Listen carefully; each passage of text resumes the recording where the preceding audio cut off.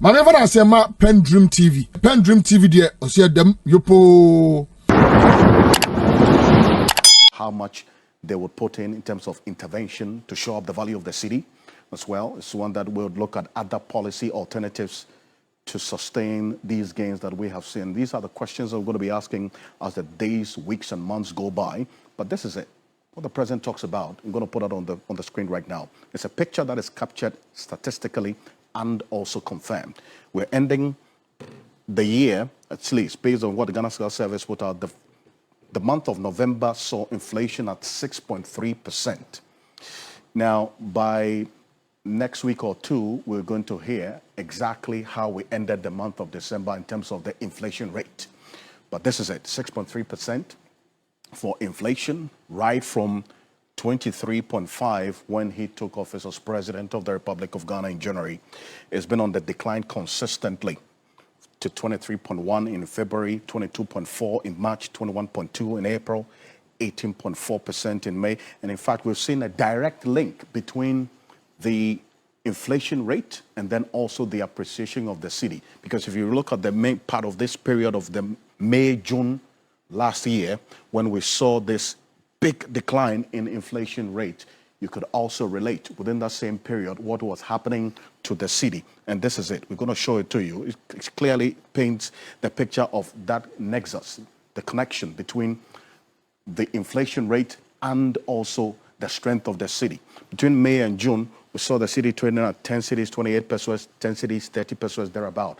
And right from that period as well, you see inflation also reducing sharply from 21.2, 18.4% down to 13.7%.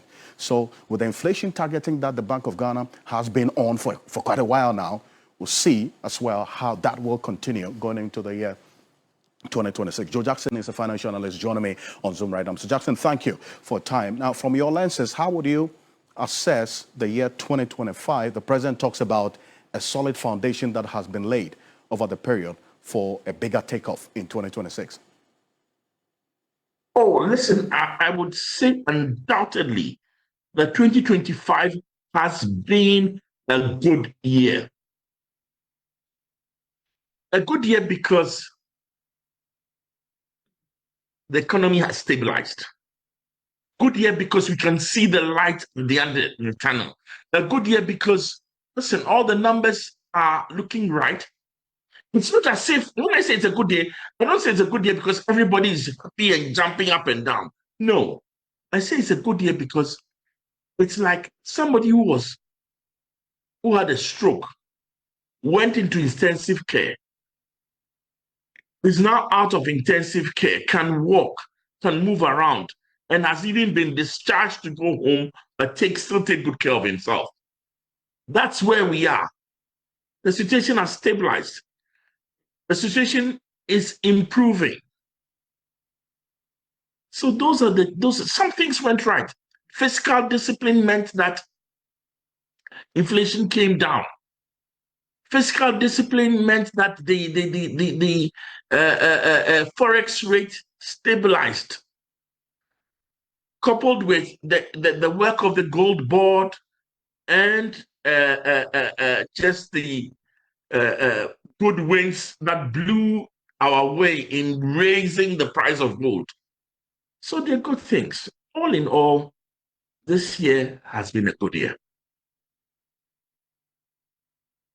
This year being a good year from that's the year 2025. I mean, been a good year for that matter. But we're seeing how the president also is optimistic about how things will play out in the year 2026 going forward. Taking a look at this picture, which we're going to put on the screen right now, and how the trend has been, especially for inflation over the period and going into the year 2026. From where you sit, there are some inherent risks, you would say, going into this year, is it not? The IMF flagged it, Fitch has talked about it. What should be the thinking going forward?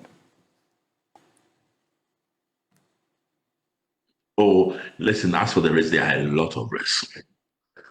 And that's why I describe it as a sick patient whose health has improved. Sick patient who is now out of intensive care even out of the world, but he's still a sick patient.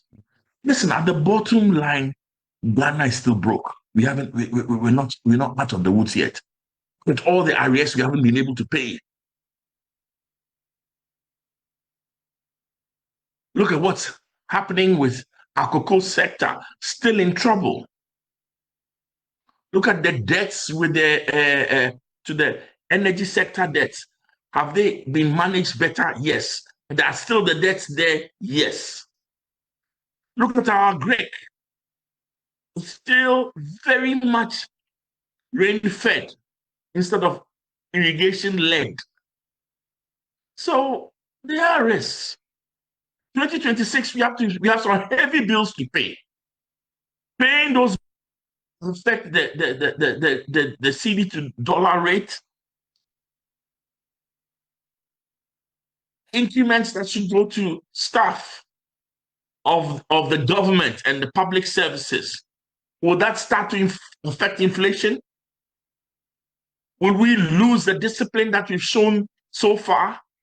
Oh, there are risks. But that doesn't also mean that we should not celebrate. We should celebrate what has happened last year and the good things, so that those that use up the discipline and energy and the commitment to keep us on track, at least they will know we appreciate them and they will be energized to continue, because they need to continue. Else, the gains can fall away. The biggest risk we are facing now is that even with all these good things, we barely made a dent into the unemployment issue. Too many of us have unemployed brothers, sisters, nephews, nieces, children. Our children are unemployed. It's bad. It's horrible. That statistic that 32% of Ghanaians aged between 15 and 35 who are looking for jobs cannot get jobs. That statistic is damning. That statistic is a ticking time bomb. Tick, tock, tick, tock, tick, tock. It's a ticking time bomb. We haven't made a dent on that. So I would say good year, right? But still a lot left to be done. And I remember my scorecard when I was a younger person who say, good effort, but needs to work harder. Right. I'll say for this economy, fantastic effort, but still a lot of risk awaiting us ahead of us in 2026. Jackson, thank you for this. But can you stay with me? Because you talked on unemployment, I'm going to show you and our viewers a picture of what the Ghana School Service put out in terms of the unemployment situation, which gives us a fair idea of what you just talked about. But this is the president talking about the solid foundation that has been laid after 2025. But you point to the risks involved going into 2026. But this is the president talking about a solid foundation. Take a look. Let us build on the foundation we have laid, and let us work harder, let us dream bigger and achieve even greater things. Let us prove that the promise that inspired our founding fathers and mothers, and the promise that has sustained us through trials and challenges, is not just a promise, but a prophecy that is waiting to be fulfilled. Well, so, Mr. Jackson, this is it. This is the unemployment statistics that you mentioned. This is what was put out by the Ghana School Service a few weeks back, the labor pressure report. 15.43 million. That's about over 50.4 million labor force, they say. As of then, this was an assessment between the first and the third quarter of the year 2025. 15.4 million and over. And they say that over 330,000 net jobs were created between that period, the first to the third quarter. We're going to put it on the screen right now. The first to the third quarter of 2025. Out of the said number, 72.2% actually in vulnerable employment. Vulnerable, meaning that they're actually not being paid well at this are underpaid, and then also welfare is not optimum or even at even point. 21.5 of the set number of the labor force, that's youth that are not in employment or education, training. 15 to 24 years, 21.5%. These are young people who are employable, but then again, they're having to deal with this. And we're talking about this also of over, as we're told, 13%, that is about 2 million people who are unemployed. And that's what you referenced, Mr. Jackson. And this is it. This 13.4 million in terms of the gender breakdown, and then also the specific distribution to rural and urban. We're talking about 7.4 million out of the 13.4 that are female in terms of those who are employed. And there's about 6 million female. And bear in mind, a number of them, a chunk of them, are in vulnerable employment. So yes, you look at the headline figure of 13.4 million, it looks big, but if you drill down the data, the concern is the vulnerability of the kind of employment that these people are in. And in terms of the rural urban, that is distribution, we have over 7.4 million employed in the urban areas and just almost 6 million in the rural communities. Ms. Jackson, finally, if you had the ear of the finance minister and the governor of the central bank, what would you tell them going into this year? Let's fix a Greek. When you can feed yourself, everything else starts to become a little bit more manageable.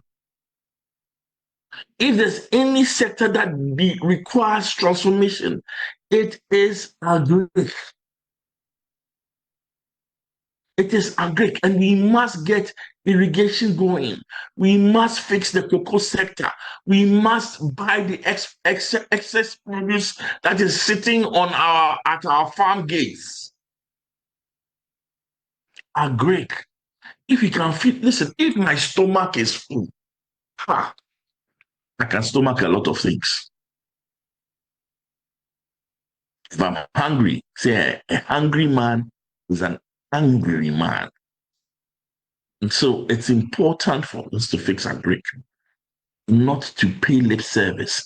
Agric should not be just about subsidizing fertilizer. Agric should be about subsidizing access to finance, so that the farmers can find. Agric is about fixing the farm gate to market road,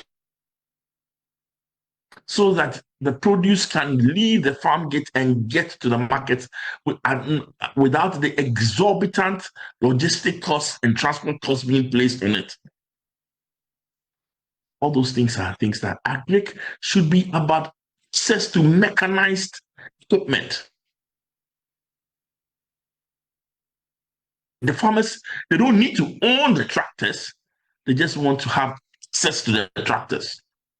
Those are some of the things. And they're not rocket science. They've been around since, these things have been heard. They've been around. They've been said since I was in first year in economics in 1905. Nothing has changed. You have to start changing those things. If I had the ministers here, everything I'll say agric. If I had the ministers here, the second thing I'll talk to him about is galamsey. You see, it's not that the people who do galamsey choose to do illegal things. It's because when they do illegal things, they make a profit. So it's about illegal profit.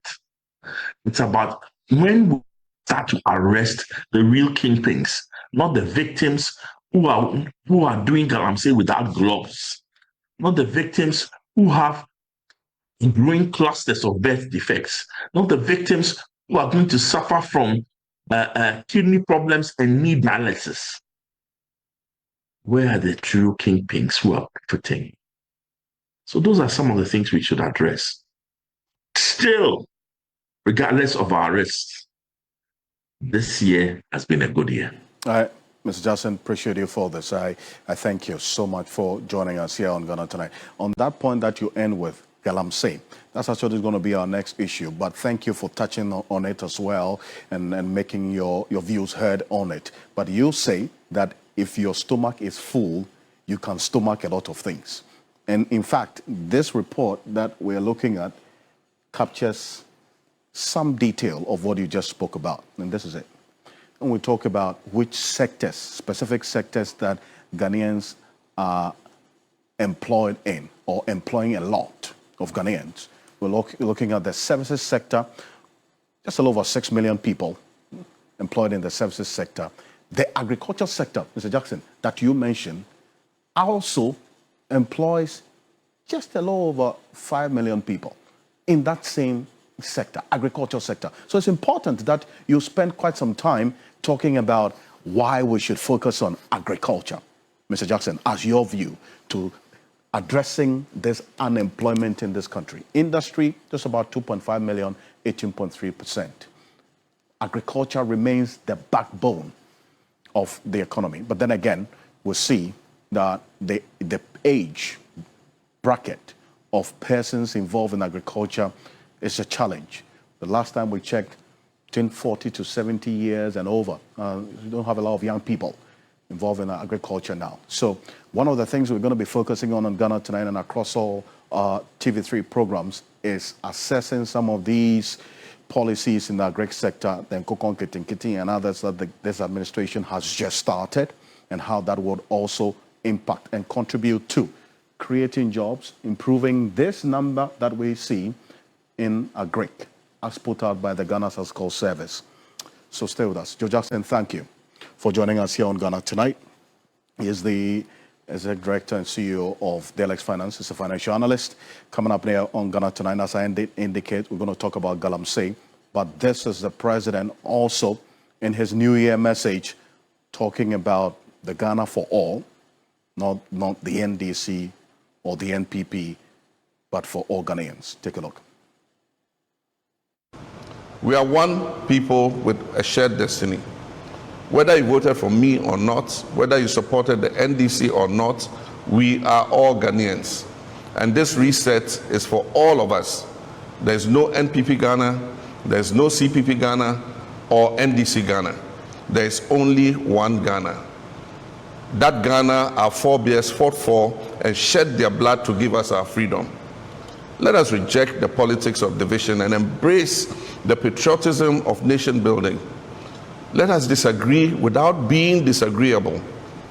Let us compete in the marketplace of ideas without treating our opponents as our enemies. The challenges that we face are too urgent, and the opportunities before us are too precious for us to waste our time and energy in needless conflict. Of the full complement of the President's message on TV3 Ghana on Facebook and also on 3news.com. Let's look at the facts. Let's look at what is happening on the ground. There have been efforts. Nobody is going to deny that there are efforts. We have to commend NAMOS. They are doing their best with the resources they have. But what I think needs to happen is that they need to be better resourced. They need to be better resourced. You see, we're on the verge of an ecological catastrophe. And that is why civil society organizations asked for a targeted state of emergency so that we could deal adequately with the threat.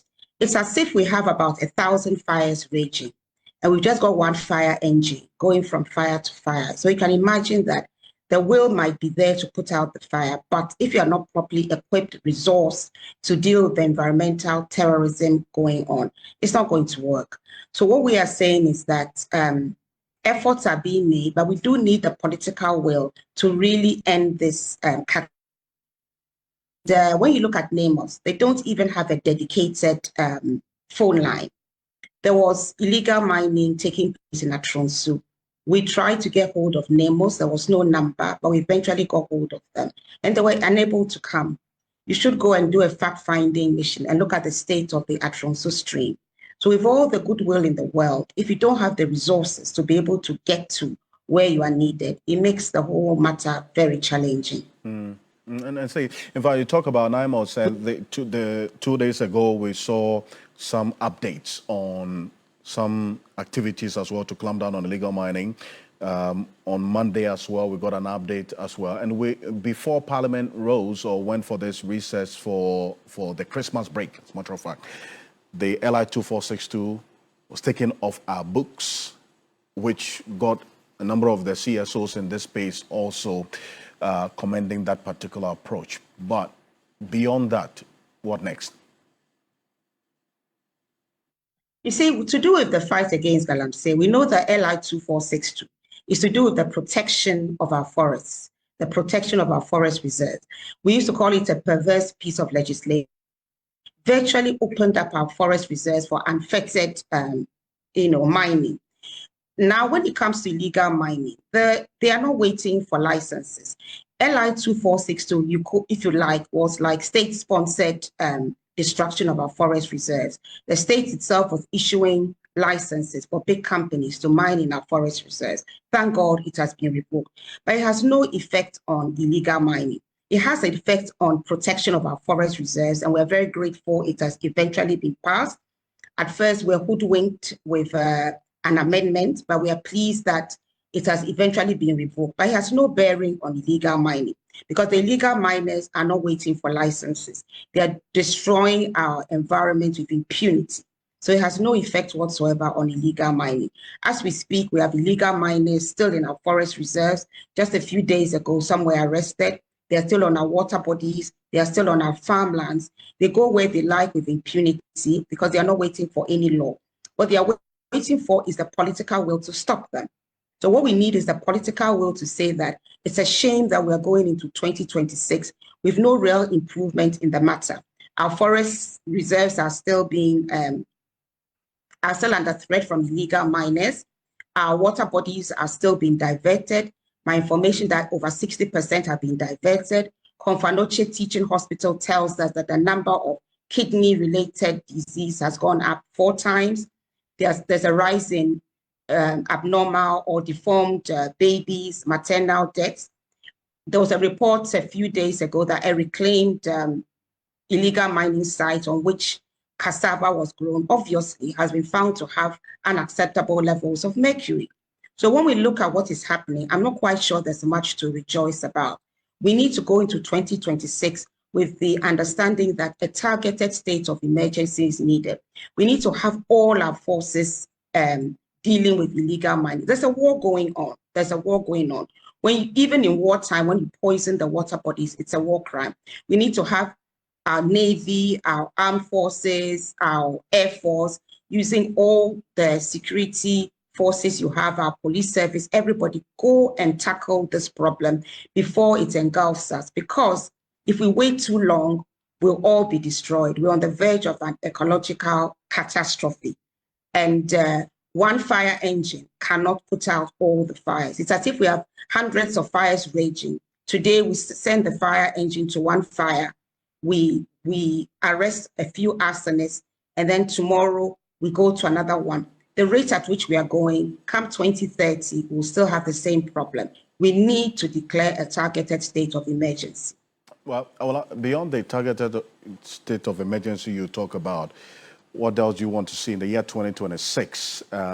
Alongside NEMOS, whom you have commended this particular formation and the work of NEMOS over the period, the EPA, and then also the Forestry Commission, what they're doing.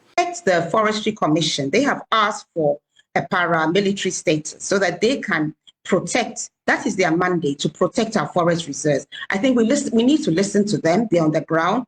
They are inadequately resourced. They cannot even do much. Some of them have put their lives on the line, but because they don't have the adequate resources to deal with environmental terrorists in our forests, it's very difficult. So listen to the Forestry Commission, give them the tools they've asked for so they can deal with our forest reserves. And then looking at NEMOS, have a dedicated number and also work with communities. To the community which was fighting illegal mining, the activists, they are facing criminal charges. whilst the illegal miners are walking free. That's a travesty. Any government that is serious about fighting illegal mining must work with communities. They must embrace communities that are fighting illegal mining. They cannot be charged with burning excavators, which of course they claim they didn't burn, whilst the illegal miners were polluting the only source of drinking water, destroying the landscape, are walking free. This is a travesty. As I speak, the Atronso 5 are facing criminal charges. They've been to court so many times. The case most times is adjourned, and that's at great cost to them. How is this going to encourage other communities from trying to resist illegal mining? And I want to commend the community in Jema. There's no illegal mining there because the visionary chief and Father Joseph Blay have come together, mobilized the community. They have patrols and so on and so forth. And there's no illegal mining. Once or twice, when people try and make an attempt, they are promptly rounded up. So this is a pilot that the government should look at and try and replicate in other parts of Ghana. But the bottom line is resource communities, work with them. Do not charge criminally charged communities that are fighting to put an end to environmental terrorism. If indeed we want to put an end to it, we need the support of communities. PENDREAM TV now, so far so good. Say open online portal e Ghana. Nipa share, nipa follow, nipa comment here. To my best of knowledge, without any biases, PENDREAM TV.